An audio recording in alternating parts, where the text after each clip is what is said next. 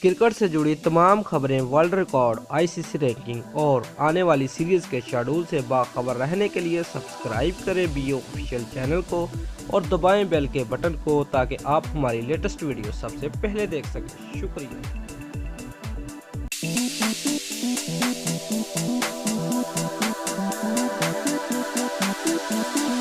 Viewers, Pakistan ने Australia के खिलाफ 2 टेस्ट मैचेस पर मुश्तमिल सीरीज के पहले मैच में पुरअतमाद अंदाज में आगाज किया।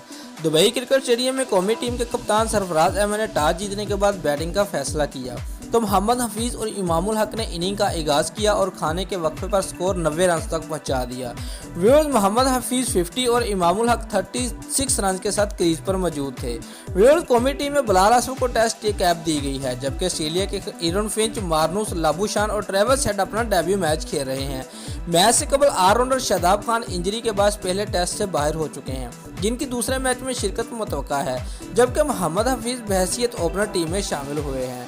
व्यूअर्स, बैटिंग लाइनअप की बैकबोन अजहर अली भी कारकर्दगी दिखाने के लिए पुरअज़्म है, जिनका कहना है कि ऑस्ट्रेलिया को शिकस्त देनी है तो लंबी पार्टनरशिप कायम करना पड़ेगी।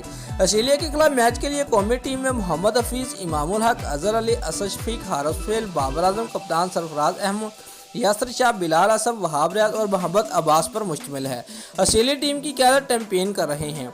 व्यूअर्स, याद रहे कि पाकिस्तान और ऑस्ट्रेलिया के दरमियान 2014 में मुत्तहिदा अरब अमारात में खेले जाने वाली टेस्ट सीरीज में स्पिनर ने अहम किरदार अदा किया था। ऑस्ट्रेलिया के खिलाफ सीरीज में पाकिस्तानी स्पिनर जुल्फकार बाबर और यासर शाह ने गिरने वाली 40 में से 26 विकेटें हासिल की थी। दोस्तों, अगर आपको हमारी ये वीडियो पसंद आई है तो लाइक और कमेंट लाजमी करें और हमारे चैनल को सब्सक्राइब करना मत भूलिए। शुक्रिया।